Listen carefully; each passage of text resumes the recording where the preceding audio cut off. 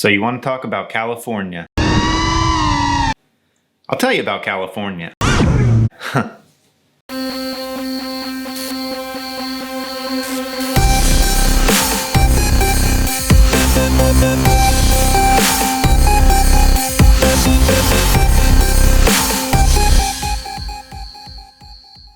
I don't have the greatest history with the City of Angels. So the first thing that I did when I got into LAX was get out of LA. I grabbed my luggage, I grabbed my rental car, and I headed up over the mountains into the valley near the Sierra Nevada mountain. So one of the problems with these racing drones is that you can't fly on airplanes with the batteries charged. So you have to find a way when you're on the road at your destination to get those batteries charged. And in my case, I was mobile. I only had my rental car. So I actually rigged up what I think is a pretty brilliant way of doing it. And it allows me to plug in 2 different chargers and charge 2 packs at a time. So that basically means I can charge 4 packs in an hour. So within a couple hours of getting into LAX, I had a few batteries charged just in time for sunset so that I could test all of my gear and make sure everything was ready to go for the golden hour for sunrise the next morning.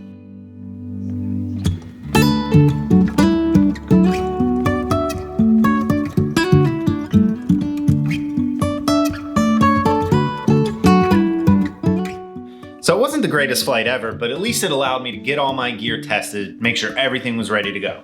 So the next thing I did was hop back in the rental car. The sun's going down. There's not much left to do but get all the way up to my hotel in Lone Pine, California. So Lone Pine, California is a really quirky little town at the base of Mount Whitney. It's great if you're into hiking or climbing or flying drones, but there's not a whole lot there. I mean, if you're looking for a vegetable in that town, good luck. So I get settled into my hotel and get all my packs charged and get all my gear ready to go for the morning. Fall asleep super fast and I wake up and it's like 4 o'clock in the morning. But that's fine. I get some coffee in me and I get motivated to get out to my first spot at the Alabama Hills. And then to the southeast, we have the sun rising. And then over here to the west, we have the moon setting over the Sierras. I'm not quite sure how I found this spot. I probably just spotted it on Google Maps or something before the trip, but it was my first destination and wow, I was not disappointed. Turns out after doing a little research, this is where they have filmed just about every old Western movie you've ever seen in your life.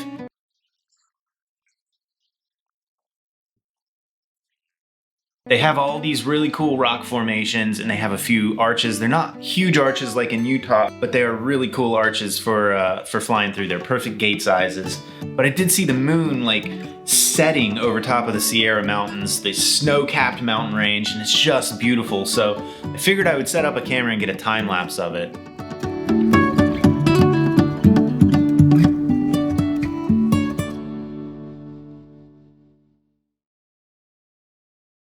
The sun's starting to peak up and it's time to get my first flight in. So I set up my long range quad and get a battery thrown on, get the GoPro rolling, and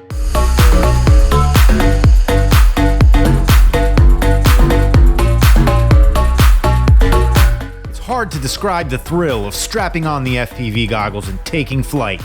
You can insert any adjective you want in front of this hobby, everything from deeply spiritual to mildly frustrating, and often expensive. One thing is for sure though, it is like a drug.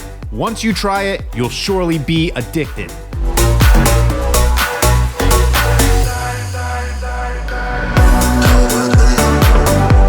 And it was just beautiful. I didn't have to go far to find some really cool lines to move in and out of. The mountains here aren't huge. I mean, they're only a few hundred feet tall, but the rock formation is just gorgeous. And it was a lot of fun to sort of weave in and out of them. It wasn't super risky because I think the recovery, if you do crash, wouldn't have been too terrible. So it was just a really, really fun way to start the day. For your consideration, the Jericho. So after a little while longer, I decided I was gonna hike into the hills and try to find some of these arches. So I grabbed my gear and I set out, and it's about a mile hike. And it wasn't too tough of a hike. The trails aren't well marked though, and had no phone service, so there was no way I was gonna be able to pull it up on Google Maps or anything.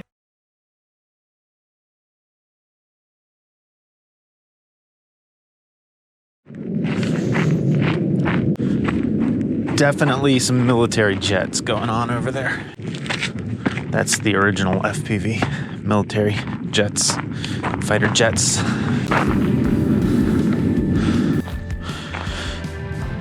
No service. There's apparently a really good arch somewhere over in that direction. I'm not sure where though, and I have no service. I didn't bring any climbing gear or anything like that. I've actually been thinking about taking a class to learn how to do this.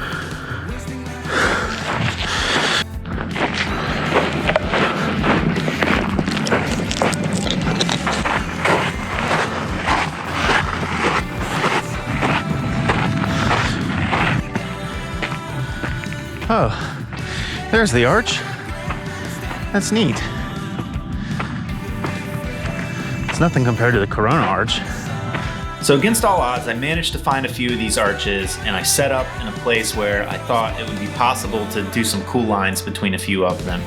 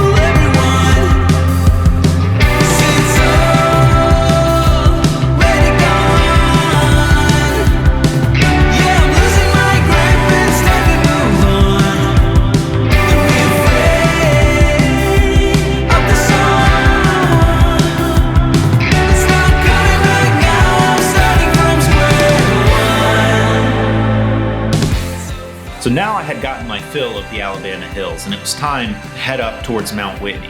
I've been determined to get good flight characteristics on one of these 14,000 feet mountains. It just hasn't happened yet, but I was determined to try whatever configuration that I needed to try to get this quad to summit 14,000 feet. I wasn't even able to get really technically anywhere close to Mount Whitney because the roads were closed because of snow, but I was able to try to hit Lone Pine Peak, which was equally as gorgeous. A lot of people ask why I would choose to fly a heavier, less efficient 7-inch quadcopter for long range when a 5-inch would be cheaper and more performant. The flight you're about to see is a perfect example. I'm able to do longer range flights while actually maintaining visual line of sight. That keeps the flight actually legal and allows me to access otherwise inaccessible places legally. I am generally not a stickler for otherwise ridiculous rules. However, I do think most types of aviation warrant an overabundance of caution.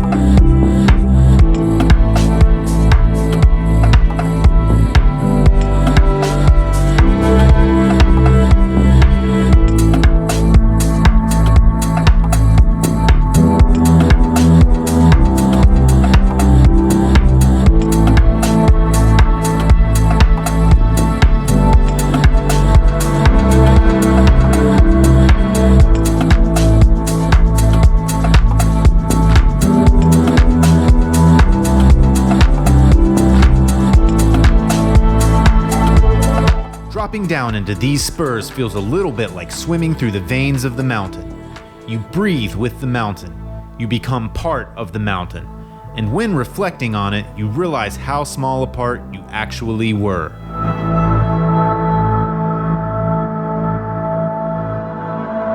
I was able to do a perfectly safe and legal flight to attempt to get up to the summit of this Lone Pine Peak, and it was just absolutely amazing.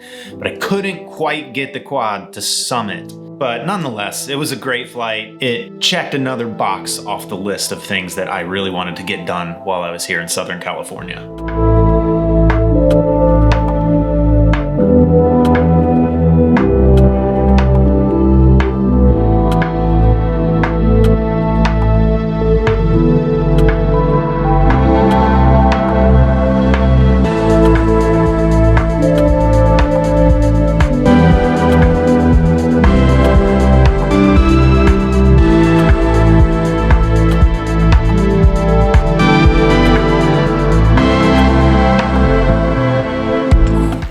So here we are.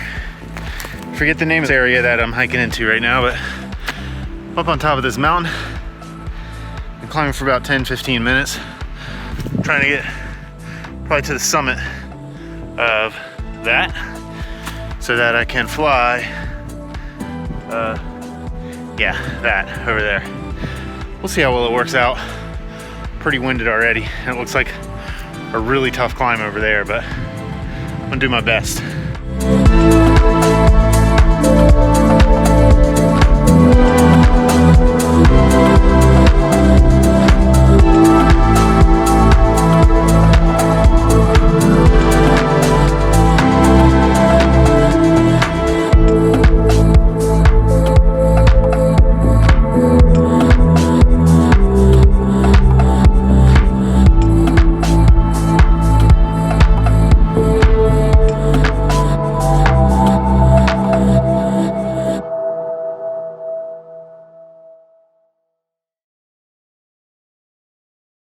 So finally, it was time to leave the Lone Pine area and start heading back towards Los Angeles. On the way towards Lone Pine, I had seen tons of places that I wanted to hit on the way back when I had all packs charged and plenty of light and plenty of water for the hiking. So one of the places I spotted that I knew I had to stop on the way back was called Fossil Falls. Now Fossil Falls is a huge volcanic area, but during the last ice age there was a glacier that just ripped out this gorge. And in this gorge it has these stepped waterfalls that you can kind of get down into the gorge, and it was just really pretty, and I thought I've got to get down there with a drone. So this is Fossil Falls. I'm right in the middle of it here. You can see up there, that's where the river would have come over, and I'm now sitting in this dry waterfall spill area. Unfortunately, I can't get down any further without ropes and climbing gear, so I'm sort of stuck right here, unless I want to go the long way around, but I don't think I'm going to do that. That's pretty far. So I did the hike. That was a pretty tough hike to get to the bottom of that gorge, and I wasn't actually able to make it all the way down without climbing gear, but I was able to free climb most of the way down there and get a good vantage point to get some flying.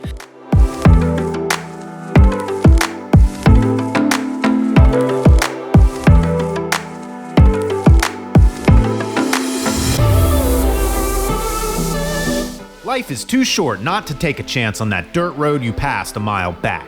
Turn around. Get over your fear of dropping cell service. The best adventures are casual, unplanned, spontaneous.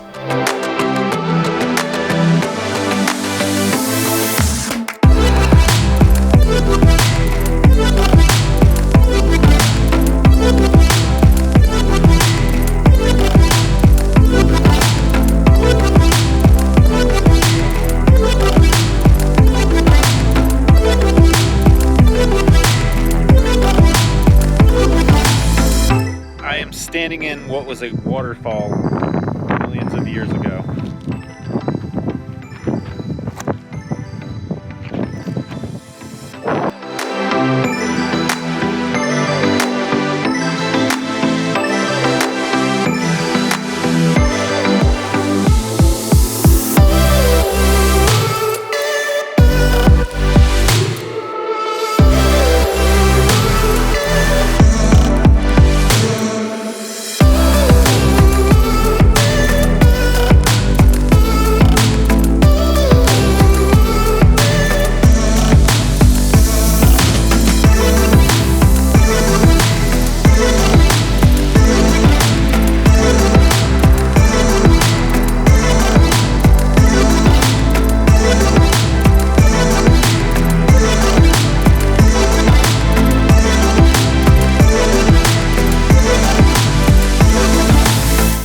also flew a pack from the parking lot. It wasn't super cinematic, but it was a lot of fun. The negative was it was super windy, so it made stabilizing the footage pretty difficult, but I think it came out all right.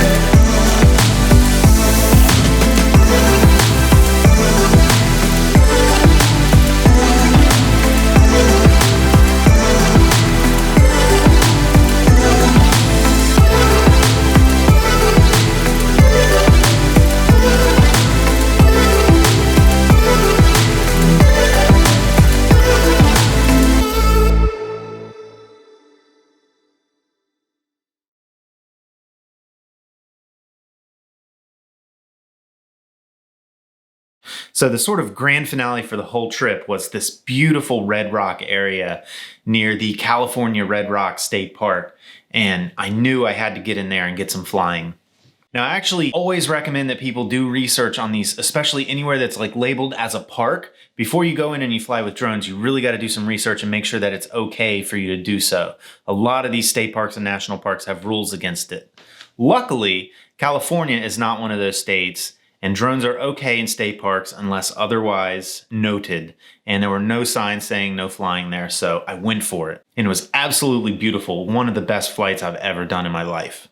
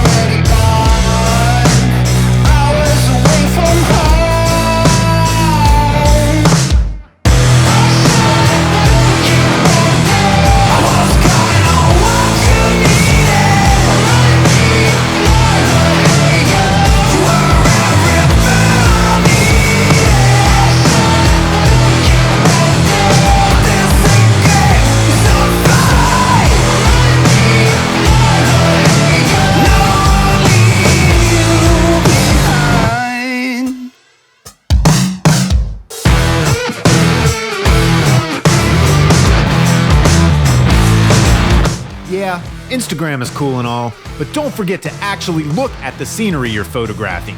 Trust me, memories will hang around a lot longer than that cell phone footage and those social networks. In 10 years or 20 years, you're gonna wanna remember that adventure. You're not gonna care at all what impact it had on your digital social standing. So when you set your mind, I was already gone. I was away from home.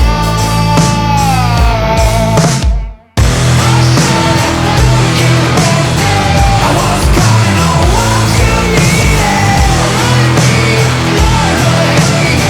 You were everything I needed. This ain't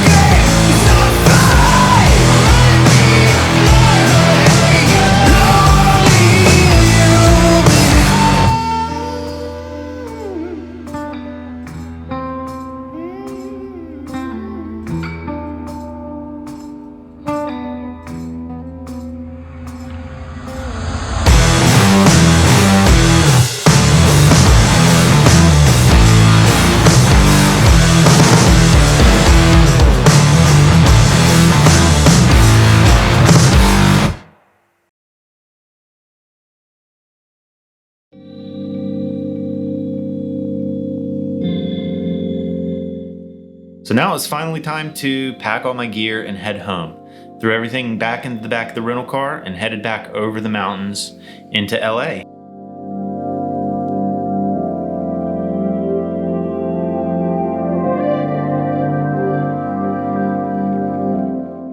Well, I sure had some adventures, and this trip taught me a lot.